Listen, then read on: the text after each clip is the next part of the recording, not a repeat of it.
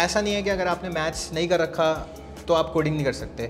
This is totally false. ऐसा नहीं है। एग्ज़ाम में मैथ्स में 1 या 2 क्वेश्चन करके आया था एट मैक्स। जो थर्ड ईयर में इंटर्नशिप होती है वो कहीं भी नहीं लगी थी। तो एक छोटा सा स्टार्टअप था हमारे वहाँ पे, दिल्ली में ही था, और आई डोंट नो, नाम भी मेरे को याद नहीं है, वो इतना छोटा था।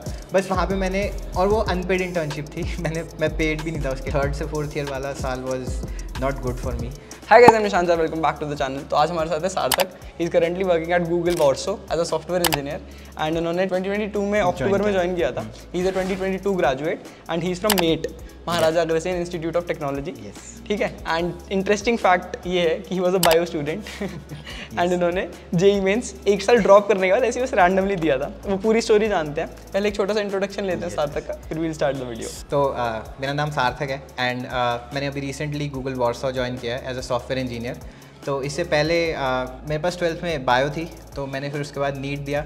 देन मैंने 1 साल ड्रॉप किया बिकॉज फर्स्ट टाइम मेरा नीट में इतनी अच्छी रैंक नहीं आई थी। एंड फर्स्ट टाइम मैंने जेईई भी दिया था। एंड फनी स्टोरी इज़ कि JEE was in between my board exams. तो पहले जेईई हुआ, फिर उसके बाद मेरा बायो का एग्ज़ाम था। तो उसके मतलब उस टाइम मेरा इतना अच्छा रैंक भी नहीं आया था, ना ही जेईई में और नीट में भी नहीं आया था। फिर मैंने 1 साल ड्रॉप किया फॉर मेडिकल एंड मैंने उस टाइम मैथ्स बिल्कुल नहीं पढ़ी थी, सिर्फ बायो, फिज़िक्स और केमिस्ट्री पे फोकस था।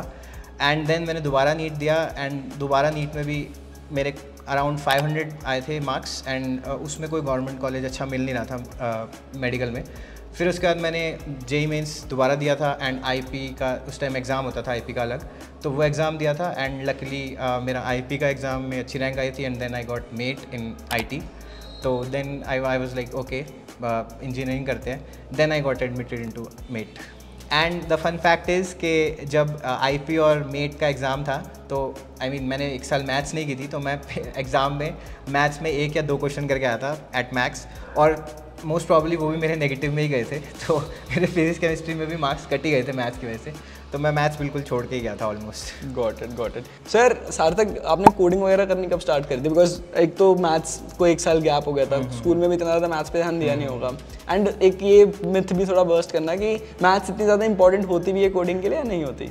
तो मतलब मेरे को पर्सनली ऐसा लगता है कि मैथ्स जो है वो आपकी एनालिटिक स्किल्स बहुत अच्छी कर देता है। तो आई वोंट से कि बिल्कुल ही हेल्प नहीं करता, थोड़ा बहुत करता होगा, बट ऐसा नहीं है कि अगर आपने मैथ्स नहीं कर रखा तो आप कोडिंग नहीं कर सकते। This is totally false. ऐसा नहीं है। तो मैंने कॉलेज में 3rd सेमेस्टर के बाद कोडिंग स्टार्ट की थी। तब मैंने थोड़ा बहुत शायद सी से स्टार्ट किया था। फिर सी मुझे इतनी पसंद नहीं आई थी, सी और C++। फिर मैं जावा पे शिफ्ट हो गया था। फिर मैंने जावा में थोड़ा 1-2 कोर्सेज किए और जावा में DSA थोड़ा ट्राई करने का कोशिश किया, तो वहाँ से मैंने कोडिंग स्टार्ट की थी। ठीक है सार्थक, तो जब 3rd सेम के बाद आपने कोडिंग वगैरह स्टार्ट करी तो एग्जैक्टली स्टार्ट कैसे करी थी? मतलब कैसे जावा सीखा, कैसे, कहाँ से सीखा, क्या किया? तो सबसे पहले जब सी सीखी थी तो लेट अस सी एक बुक थी, उससे शुरू किया था मैंने, यशवंत कानिटकर। यस। तो वहाँ से शुरू की थी, लेकिन उसमें मेरे को मज़ा नहीं आया। तो फिर जावा मैंने बिल्कुल बेसिक से शुरू की थी, सब कुछ फॉर लूप, इफ़ एल्स, सब कुछ। एंड देन जावा में जो स्टैटिक वर्ड्स और ये सब, मतलब जो मेन जावा का चीज़ें होती हैं वो। फिर उसके बाद थोड़ा DSA शुरू किया, एरेज, स्ट्रिंग से शुरू किया, देन थोड़ा एडवांस डेटा स्ट्रक्चर्स। तो मेरे को ऐसा लग रहा था कि जैसे जो मैं खुद कर रहा हूँ उससे इतना कुछ इफेक्ट आ नहीं रहा है। तो फिर मैंने एक लोकल इंस्टीट्यूट ज्वाइन किया था। वहाँ पे सुबेश सर मेरे टीचर थे। तो फिर वहाँ से क्या कहते हैं, जावा से मैंने शुरू किया स्टार्टिंग से। देन थोड़ा बेसिक डेटा स्ट्रक्चर्स, देन आगे एडवांस डेटा स्ट्रक्चर्स तक गया। तो बस मतलब उतनी ही क्लासेस थी मेरी, उसमें बहुत ज़्यादा प्रैक्टिस नहीं हुई थी मेरी, बट हाँ जावा के बेसिक्स मेरे स्ट्रॉन्ग हो गए थे उन क्लासेस के बाद। Got it. सो अगर आप लोगों को भी सुबेश सर से पढ़ना है, so we have launched algo prep, you can definitely check it out, link description में मिल जाएगा। इससे ज़्यादा बात नहीं करते उसकी। ठीक है। एंड अब सार्थक से और पूछते हैं कि जैसे जब आप कॉलेज में थे तो आपने जावा वगैरह करनी सीखी, कोडिंग वगैरह की, इसके बाद आगे क्या किया? लाइक प्रैक्टिस कैसे करी और डेटा स्ट्रक्चर्स कैसे सीखे? क्योंकि you got an offer from Google, आसान नहीं होते गूगल के कोडिंग इंटरव्यूज़, एंड कॉलेज में इन जनरल कंपनीज नहीं आती थी, अगर आती थी तो कैसी आती थी? तो मेरे से पिछले वाले बैच तक तो ओके कंपनीज ही आती थी हमारे कॉलेज में, मतलब आयन ट्रेडिंग और ZS जैसी आती थी, जो रोल भी मतलब पूरा सुई नहीं होता था, वो एनालिस्ट वाले रोल के लिए आती थी, और उनके इंटरव्यूज़ भी उसी टाइप से होते थे, नॉन टेक वाले रोल। यस, वही आती थी मेजरली।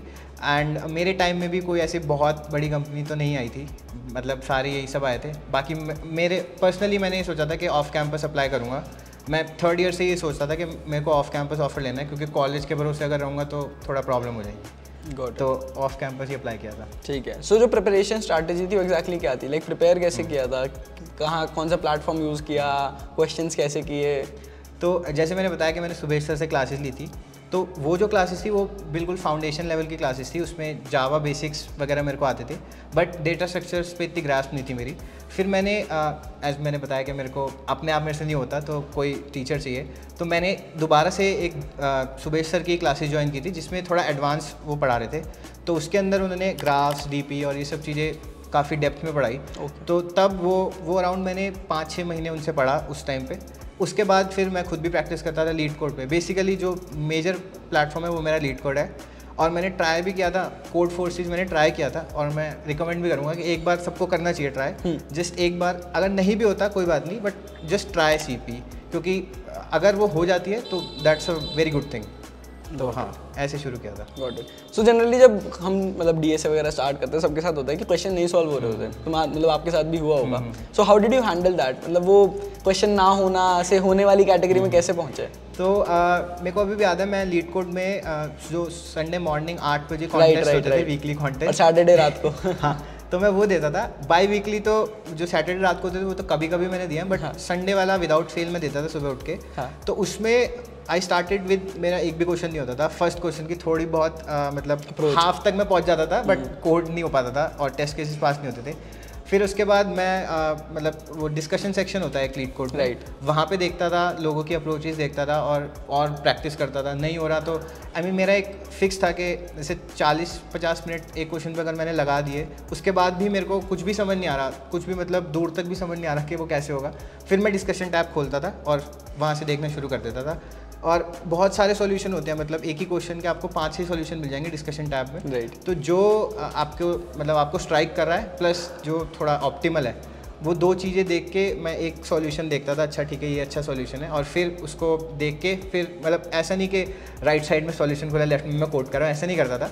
एक बार देख लिया, अप्रोच देख ली, उसके बाद मैं क्वेश्चन दोबारा करता था। और एक बात और थी कि जब मैं क्वेश्चन करता था तो मैं एक थोड़े छोटे नोट्स भी बना लेता था कि क्वेश्चन का एक आई मीन नॉट पूरा क्वेश्चन लिखता था, बट इतना लिखता था कि मैं देख के मुझे पता चल जाए कि ये क्वेश्चन वो वाला है, और आंसर भी वैसे ही लिखता था कि पूरा कोड नहीं करता था, जस्ट एक हिंट हो जाता था कि हाँ ठीक है ये इस अप्रोच से होगा। गॉट इट, ग्रेट, यही था। तो मतलब एक दो चीज़ें हैं कि सबके साथ ही होता है यार, ये अगर क्वेश्चन नहीं हो रहे हैं तो कोई नहीं, डिस्कशंस वाला जो सेक्शन है वो एक्चुअली काफ़ी ज़्यादा हेल्पफुल रहता है, वहाँ से दूसरों और लोगों की अप्रोचेस पढ़ के you can learn, right. And इसके बाद नोट्स बनाना बहुत इंपॉर्टेंट है, बिकॉज यार इतने सारे क्वेश्चंस करते हैं, इतनी सारी अप्रोचेस होते हैं, बहुत सारी चीज़ें होती हैं। और नोट्स मेरे को बहुत काम आए थे जब मेरा गूगल का भी इंटरव्यू था। तो एक्चुअली मैं इंटर्न करा था 6 मंथ्स, और इंटर्न के टाइम मैंने बिल्कुल प्रिपरेशन मेरी ऑलमोस्ट जीरो थी, बिकॉज इंटर्न में बहुत टाइम चला जाता था। एंड देन इंटर्न के बाद 1-2 महीने बाद ही मेरे इंटरव्यूज़ थे गूगल के, और मेरे को ब्रशअप करना था सब कुछ, तो वही नोट्स मैंने लिए और उन्हीं से ब्रशअप किया फटाफट, तो वो अच्छा रहा मेरे लिए। Great great great. अब इंटर्नशिप की बात आपने करी दी है, तो यार ये बताओगे कि इंटर्नशिप कैसे लगी थी, कहाँ पे अप्लाई किया और कहाँ करी थी इंटर्नशिप? तो मेरी जो 3rd ईयर में इंटर्नशिप होती है वो कहीं भी नहीं लगी थी। तो एक छोटा सा स्टार्टअप था हमारे वहाँ पे, दिल्ली में ही था, और आई डोंट नो नाम भी मेरे को याद नहीं है, वो इतना छोटा था। बस वहाँ पे मैंने, और वो अनपेड इंटर्नशिप थी, मैं पेड भी नहीं था उसके लिए, जस्ट मैंने कर ली थी क्योंकि मुझे डेव का थोड़ा सा एक्सपीरियंस चाहिए था। वहाँ पे मैंने डेव की इंटर्नशिप की, एंड देन 3rd ईयर का जब आई मीन 7th सेमेस्टर के बाद जो इंटर्नशिप होती 6 मंथ्स की, उसके लिए मैंने कई जगह अप्लाई किया था और मेरा नहीं हुआ था। देन दिसंबर तक मेरा कहीं नहीं हुआ था। दिसंबर में I applied for Scaler by InterviewBit, and वहाँ पे मेरे 2 ही राउंड हुए थे। एक डीएसए का राउंड था, and DSA was Fairlie easy I would say, और सेकंड राउंड मेरा डेव का राउंड था, जिसमें उन्होंने मेरे को एक टेक होम असाइनमेंट दिया था, एंड एक दिन बाद आपको वो बना के, not fully finish product, but just कि वो कोड देखते हैं मेजरली कि आप का स्ट्रक्चर का कैसा है कोड का, और डेव में आप कैसे कर पाते हो। तो वो मैंने उनको बना के दिया था एक दिन में, and then I was selected at Scaler for the 6 months intern. Got it.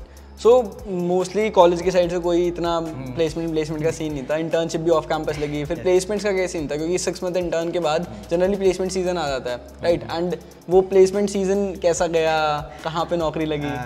I would say वो एक साल बहुत ही मेरे लिए तो बुरा था। 3rd से 4th ईयर वाला साल वॉज नॉट गुड फॉर मी। उस टाइम पे मेरी कोई ऐसे ऑफ कैंपस भी बहुत अच्छे ऑफर्स नहीं लगे थे। मैंने 1-2 बार अमेज़ॉन में अप्लाई किया था, बट रिजेक्ट हो गया था वहाँ पे। एक बार आई मीन 2 राउंड हो गए, उसके बाद मेरे को कोई रिस्पांस नहीं आया। तो ऐसे हुआ मेरे साथ। एंड लास्ट तक भी मैं पास आउट भी हो गया था जून जुलाई में, उसके बाद भी मेरे पास कोई बहुत अच्छा ऑफ़र नहीं था। मेरे पास 2 ऑफ़र थे, एक हैज्ड इन बाय डेलॉयट का and second was Providence. Providence is like a health care company इन हैदराबाद। मेरा फाइनल डिसीजन था आई वुड जॉइन प्रोविडेंस, क्योंकि मेरे पास और कुछ नहीं था उसमें। तो पैकेज बेटर दे रहे थे। हाँ, वो पैकेज भी बेटर था और थोड़ा काम भी ज़्यादा मुझे लग रहा था कि SD जैसा होगा। Got it. तो मैंने प्रोविडेंस में फाइनल कर दिया था। बट देन मेरे एक फ्रेंड ने बोला था मुझे कि ऐसे गूगल में ओपनिंग आई है तो तू भर दे, ट्राई कर ले। तो और उससे पहले मैं 1-2 बार गूगल का भर चुका था, बट कोई रिस्पॉन्स नहीं आता मेरे को गूगल की तरफ से। बट मैंने ऐसे ही मज़े में भर दिया। एक बंदे से मैंने रेफरल लिया था, तो वो रेफरल लेने के बाद मैंने भरा एंड देन 4-5 दिन बाद मेरे पास रिक्रूटर का मेल भी आया कि we want to discuss the further process, and वहाँ से फिर गूगल का स्टार्ट हुआ था। सो सार्थक, गूगल का जो पूरा प्रोसेस था, गूगल का स्टार्ट कब हुआ था, कैसे प्रोसेस स्टार्ट हुआ, रेफरल कितना हेल्प किया? बिकॉज आप जैसे तुमने बताया कि पहले भी you have applied to Google at multiple times, but कभी भी मेल ही नहीं आता था, रिक्रूटर रीच आउट ही नहीं करता था। फिर finally you got an opportunity. तो एक बार थोड़ा ओवरव्यू टाइप बताओगे कि कौन से राउंड्स होते हैं इन जनरल, कौन से टॉपिक्स पे ज़्यादा फोकस करता है Google when they are taking interviews? तो सबसे पहले गूगल में अप्लाई करने से भी पहले ना मतलब मेरे को लगता है for me the best thing that work was LinkedIn. तो मेरे हिसाब से मैं लिंक्डइन पे काफ़ी एक्टिव था and I had a list of companies कि मेरे को इन कंपनीज दे वर लाइक कि यहाँ अगर मेरे को ऑफर मिलेगा तो मैं पक्का ज्वाइन करूँगा। हाँ. तो ऐसी वाली कंपनीज थी। फिर मैं क्या करता था, अराउंड 2nd-3rd ईयर में ही मैं ये करता था कि वो कंपनीज़ के जो भी लोग हैं लिंक्डइन पे उनको सर्च करता था एंड डेली में डेली की शायद 30 बंदों की लिमिट होती है एंड उन सबको मैं रिक्वेस्ट भेजता था और 30 में से 10-15 कर लेते थे एक्सेप्ट। तो इस हिसाब से मैं अपने मतलब कनेक्शन ऐसे रखता था कि अगर मेरे को एक कंपनी का रेफरल चाहिए तो मैं 10 बंदों को मैसेज करूंगा तो 1-2 तो कर ही देंगे। राइट। तो मैं ये करता था लिंक्डइन पे एंड यही वर्क किया गूगल में भी। तो गूगल के मेरे पास कई सारे कनेक्शंस थे एंड मैंने आई गेस 20 के आसपास बंदों को मैसेज किया था एंड उसमें से 2 बंदों ने मुझे रेफ़र दे दिया। एक नहीं मिल रहा था, दोनों इकट्ठे ने दे दिया एंड बाद में भी मतलब एट फाइनल तक भी वो दोनों बंदों का ही रेफरल लगा, मतलब एक का भी नहीं, दोनों का ही लग गया। But it does not matter कि एक लगाए या 2 लगाए, वो प्रेफर नहीं करते कि अगर आपका 2 से लगा डबल ऐसा कुछ नहीं होता। बट हाँ ये है कि वो जो बेनिफिट्स होते हैं जो रेफरल के वो स्प्लिट हो जाते हैं, जस्ट इतना होता है, ऐसा कुछ कैंडिडेट को फ़र्क नहीं पड़ता। तो मेरे को वहाँ से रेफरल मिला था एंड देन मेरे पास रिक्रूटर ने रीच आउट किया एंड उसके बाद फिर प्रोसेस हुआ गूगल का। और प्रोसेस तो ऐसा था कि गूगल में यूजुअली 5 राउंड होते हैं, यूजुअली ऐसा होता है। तो first round is an एलिमिनेटरी round कि अगर आप वो पास करते हो देन यू गो फॉरवर्ड, अगर तुम नहीं करते तो वहीं पे एंड हो जाता है प्रोसेस। एंड देन उसके बाद 4 राउंड्स होते हैं जिसमें से 3 टेक्निकल होते हैं और 1 मैनेजरियल राउंड होते हैं जिसको गूगलीनेस राउंड बोलते हैं। और उन चारों में दे आर नॉट एलिमिनेटरी। उसमें ये होता है कि आपका क्यूमुलेटिव स्कोर लगेगा कि अगर एक राउंड आपका अच्छा हुआ तो एक राउंड अगर ख़राब हुआ तो ऐसा नहीं है कि अगले वाले राउंड में आप नहीं जाओगे। सारे राउंड्स लिए जाएंगे, सबका स्कोर देखेंगे और उसका एवरेज लगा के then the decision would be taken कि आपको लेना है या फिर नहीं लेना। तो मेरा ऐसे ही हुआ था। तो फर्स्ट एलिमिनेटरी राउंड जब मेरा हुआ था तो मेरे हिसाब से वो मेरा सबसे बेकार राउंड हुआ था गूगल में। But luckily I got call that आप सिलेक्ट हो गए और नेक्स्ट राउंड या विल गो फॉरवर्ड। फिर उसके बाद बाकी के 4 राउंड्स मेरे अच्छे हुए थे। उसमें ऐसा इंटरव्यू में कभी भी नहीं हुआ कि अप्रोच ही नहीं बता पाया। हाँ, मैं बिल्कुल नहीं बता पाया, या मेरे से इंटरव्यू ने पूछा कि इसको ऑप्टिमाइज़ और कैसे करेंगे और मैं बिल्कुल ब्लैंक था, ऐसा नहीं हुआ। तो वो वाले राउंड्स मेरे अच्छे हुए थे। एंड देन फिर फाइनली गूगलीनेस राउंड तो ईजी होता है, उसमें कुछ ऐसा ज़्यादा नहीं होता। उसमें आपसे बेसिकली वो आपके प्रीवियस एक्सपीरियंसेस में से कुछ 1-2 क्वेश्चन पूछ लेंगे कि ये सिचुएशन होगी तो आप कैसे डील करोगे, आपके आई है तो आपने कैसे डील किया। तो गूगलीनेस में मेरे को इतना टफ नहीं लगा। गूगलीनेस वो फेयरली इजी था, उसमें थोड़े बहुत मैनेजरियल क्वेश्चन थे और वो मैं अपनी प्रीवियस इंटर्नशिप में एक्सपीरियंस करके आ रहा था। तो अगर किसी ने कहीं पे काम किया है, थोड़े टाइम भी जाए, 2-3 महीने किया है, तो उसके पास उन क्वेश्चन के आंसर पक्का होंगे, मतलब कुछ ना कुछ। और अगर नहीं भी होंगे तो सिचुएशन कुछ सोच के आप कर सकते हो। तो हाँ, मतलब गूगलीनेस तो ऐसे ही था और फिर उसके बाद हो गया मेरा। सो यहाँ पे स्टोरी खत्म नहीं होती है, सार्थक ने मेरे को भी पहले बताई थी। गूगल का ऑफर तो मिल गया था बट एक्चुअली ऑफर लेटर नहीं मिला था। एंड ये जो स्टोरी है ना, इसमें काफ़ी बारी रिजेक्शंस भी फेस हुए हैं, काफ़ी बारी पूरे इंटर्नशिप सीजन में दिसंबर में जाके मतलब अगले महीने से इंटर्न स्टार्ट हो रही है, पता ही नहीं है कहाँ इंटर्नशिप मिलेगी, प्लेसमेंट शुरू मतलब प्लेसमेंट का कॉलेज खत्म हो गया है, he didn't have any company जहाँ पे ये ज्वाइन कर रहा है, he join the first company Google, वो भी अक्टूबर में जाके, राइट। सो ऐसा नहीं होता कि वो दिखता है ना फ्लावरी पाथ और सब चीज़ें जैसे चाहते वैसे होती है, ऐसा नहीं होती कभी कभी, and you just don't have to lose your hope. अपने ऊपर कॉन्फिडेंस रखना बहुत इंपॉर्टेंट होता है। वो आई मीन लोग सारे बोलते हैं कि कोडिंग आप जब भी इंटरव्यूज देते हो तो लक फैक्टर बहुत होता है, लक फैक्टर होता है, I mean I believe in that, लेकिन मेरे हिसाब से अगर आपको उसको काउंटर करना है ना तो आप ज़्यादा अप्लाई करते हो। अगर आप ज़्यादा कंपनीज में अप्लाई करोगे, luck is basically like probability, जितनी ज़्यादा अप्लाई करोगे उतना ही आपका वो कम होती रहेगी प्रोबेबिलिटी रिजेक्ट होने की, तो एट द एंड कहीं ना कहीं तो आ ही जाएगा। Right great. सो अब वो बताओगे कि क्या हुआ था, ये गूगल का कब जाके ज्वाइन इतना लेट कैसे किया? तो सिंस अभी थोड़ा रिसेशन का पीरियड चल रहा है ना, तो मेरा जो ऑफ़र था, आई मीन मैं जब सिलेक्ट हो गया था वो जुलाई 2022 में हो गया था मैं, तो somewhere in middle of July मेरे पास फ़ोन आया था रिक्रूटर का that you are selected and will give you the offer letter tomorrow. तो मैं वेट कर रहा था और तब तक मैंने अपने घर पे भी बता दिया था कि अच्छा मेरे को ऑफ़र मिल गया है, एंड पेरेंट्स वो थोड़े ज़्यादा एक्साइटेड हो जाते हैं, तो मतलब पता चल गया था सबको कि मेरे पास ऑफ़र आ रहा है गूगल का। एंड द नेक्स्ट डे उनका मेरे पास मेल आया कि यहाँ पे हायरिंग फ्रीज हो गई है गूगल में, एंड जो सिस्टम होता है ऑफर लेटर जनरेट करने का दैट इज़ ऑल्सो स्टॉप्ड। तो आपका ऑफर लेटर जनरेट हम अभी नहीं कर पाएंगे, you have to wait till the freeze is lifted. तो एंड मुझे लगा था कि ओके फ्रीज है, 1-2 दिन में हो जाएगी लिफ्ट, या 1 हफ्ते में, 2 हफ्ते में, बट वो एक्सटेंड होते होते 2 महीने की हो गई। तो 2 महीने तक मेरे पास कुछ भी नहीं था, मैं घर पे बैठा था, और इतना था कि 1 महीने बाद तो मैंने दोबारा से प्रिपरेशन करनी शुरू कर दी थी। मैं डीएसए के क्वेश्चन दोबारा प्रैक्टिस करने लग गया था, एंड उसके बाद फाइनली प्रोविडेंस में मैंने बात कर ली थी कि मैं ज्वाइन करूँगा, एंड आई मीन उसमें ये था कि अगले हफ्ते से मुझे ज्वाइन करना है, and end of this week I got an offer letter specifically from Google कि यू आर ज्वाइनिंग, एंड आपकी थोड़ी सी टीम बस चेंज हो गई है because of the freeze thing, and but offer same है and you can join. So ऐसा हुआ था। अभी तो सुनने में काफ़ी फनी लग रहा है, बट एक्चुअली जब ये सब हो रहा होगा तो it would have been very like difficult और प्रेशराइजिंग कि भाई एग्जैक्टली कि भाई जो चाहिए था वो मिल गया बट वो मिला ही नहीं अभी भी, एंड वो भी वेट करे जा रहे हो, एंड वो भी रिसेशन के टाइम प्लस हायरिंग फ्रीज चल रही है, पता नहीं कब हायरिंग फ्रीज खुलेगी, कब ये सिचुएशन बेटर होगी, बट यार ग्रेट, मतलब होप लूज नहीं करी and you finally got what you wanted. मेरा एक ये भी है कि मैं ये बोलूँगा कि गूगल के रिक्रूटर्स बहुत अच्छे हैं इस मामले में।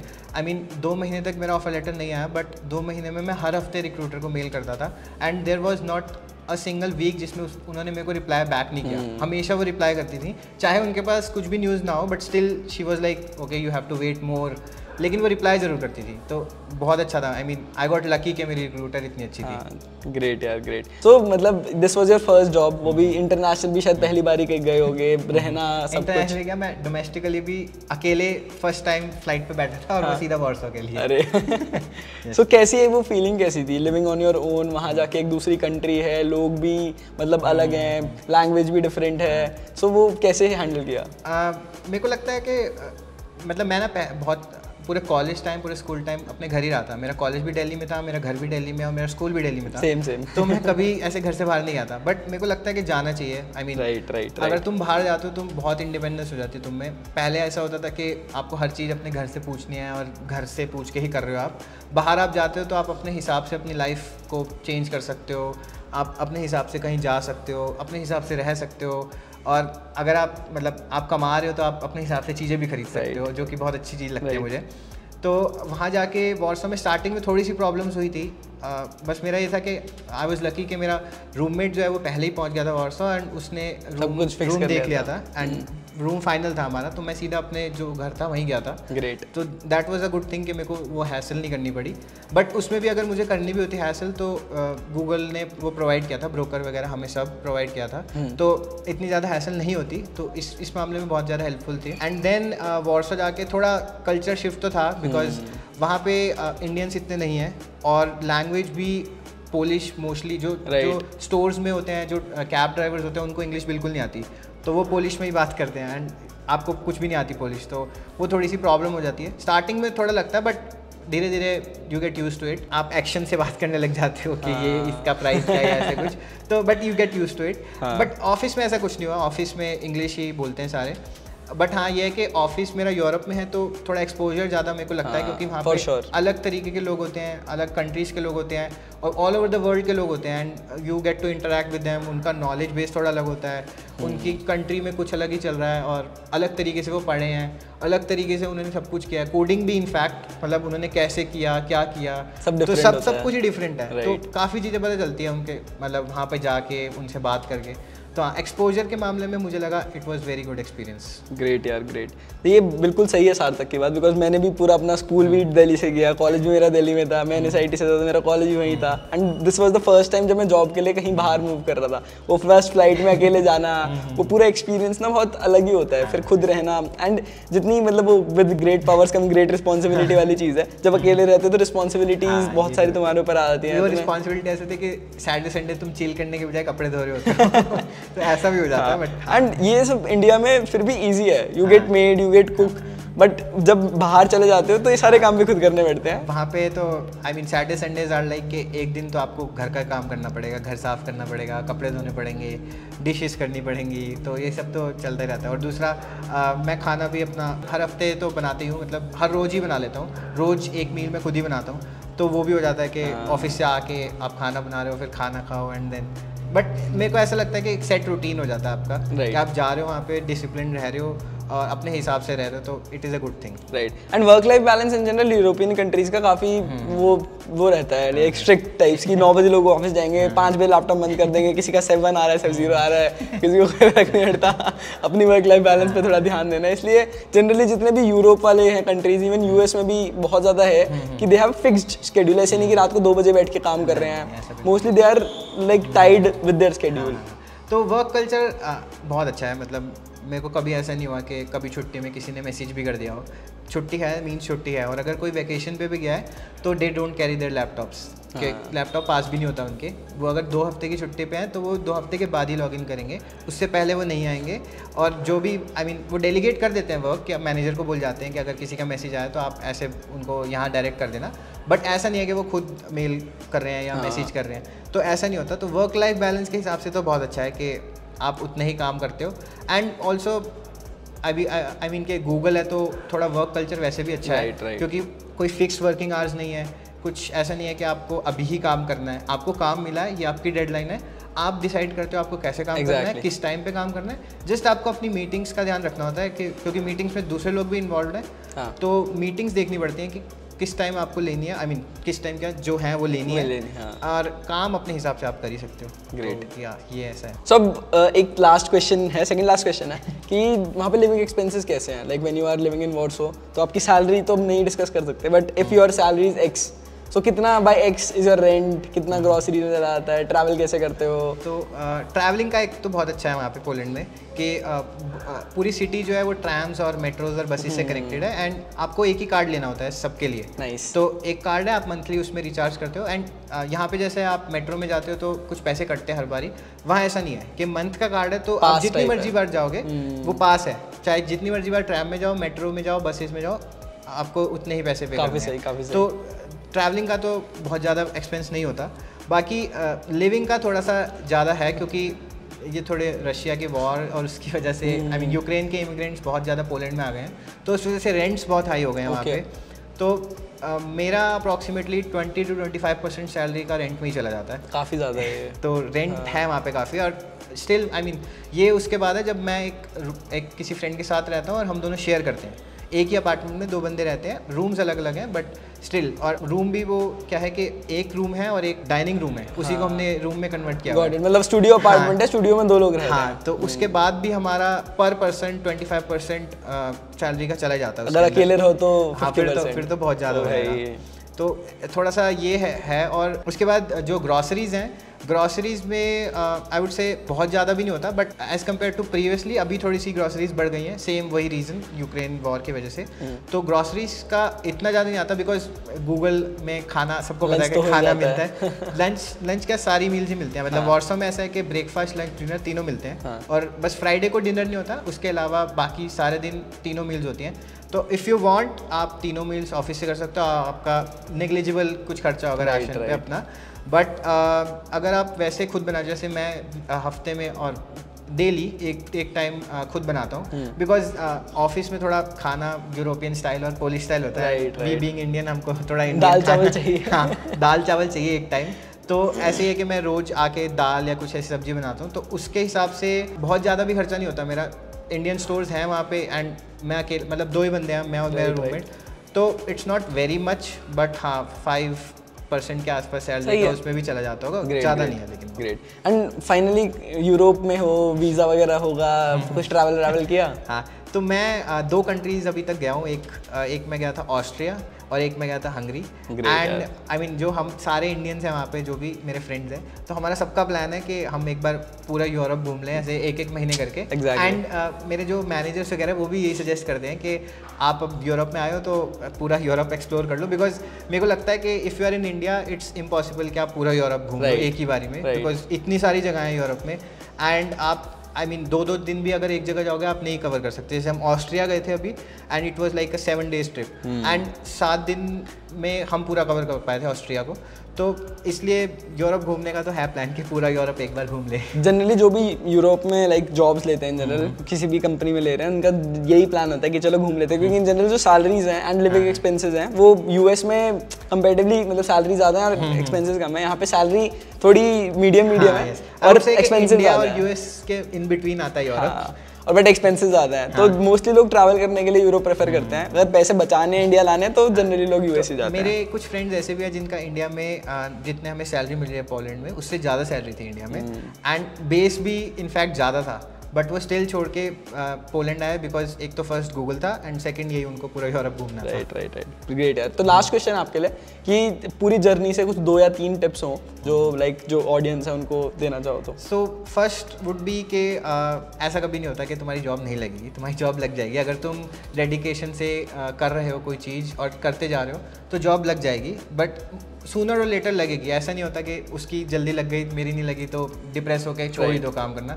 इट्स लाइक कि अगर तुम ट्राई ही नहीं करोगे तो फिर तो पक्का ही नहीं लगेगी, लेकिन ट्राई करोगे तो लग सकती है, चांसेस है। तो इसलिए तुम चांस पे जाओ। तो और दूसरा ये था कि आई मीन आपका कोई भी प्रेफर्ड प्लेटफॉर्म है, मैं ये नहीं बोल रहा कि लीड कोड अगर मैंने किया तो आप भी करो। जिस भी प्लेटफॉर्म पे आप करते हो कंसिस्टेंटली कोडिंग करते रहो, प्रैक्टिस करते रहो। ऐसा नहीं है कि आपने सारे क्वेश्चन कर लिया, आप ऐसा कभी भी नहीं होगा कि आप एक टॉपिक के सारे क्वेश्चन कर लो। कोई ना कोई अगले दिन नया क्वेश्चन आ जाएगा। तो अपना लेवल अप स्किल करते रहो। अगर आप मीडियम अच्छे से कर पा रहे हो तो हार्ड करो, हार्ड कर पा रहे हो तो फिर सीपी की साइड चले जाओ। तो ऐसा है कि कंसिस्टेंटली वो प्रैक्टिस करते रहो। एंड थर्ड मेरे हिसाब से मेरे को लगता है कि हम बहुत रिस्ट्रिक्ट कर लेते हैं अपने आप को एक चीज़ के लिए। सो आई मीन मेरा ऐसा था कि जब मैं 3rd ईयर में भी था तो मेरे होराइजन में ना सिर्फ Amazon was the biggest company जिसमें मैं अप्लाई कर सकता था, और मेरे को लगता था कि यही है जो मैं क्रैक कर सकता हूँ, इससे ऊपर मैं नहीं जा सकता। ये मैं पर्सनली सोचता था। बट आज जब आई एम इन गूगल और मैं पर्सनली उसको थोड़ा सा ऊपर रेट करता हूँ अमेजोन से, तो मेरे को ऐसा लगता है कि आप अपने आप को अंडर रेट कर देते हो। वो मत करो, हर जगह अप्लाई करो। अगर अप्लाई ही नहीं करोगे तो पता ही नहीं लगेगी। अगर अप्लाई करोगे तो फिर भी चांस है, अगर 10% में है तो that is good enough. 10% chance है जाने का तो जा सकते हो ना, तो अप्लाई जरूर करो। ग्रेट यार। So thank you so much सार्थक अभी वापस जा रहा है वॉर्सो 2-3 दिन में ही। So all the best. तो ऑल द बेस्ट यार उसके लिए। Thank you so much for watching this video. Also algo prep check out कर सकते हो, लिंक डिस्क्रिप्शन में होगा। मिलते हैं नेक्स्ट वाली वीडियो में, तब तक के लिए बाय बाय।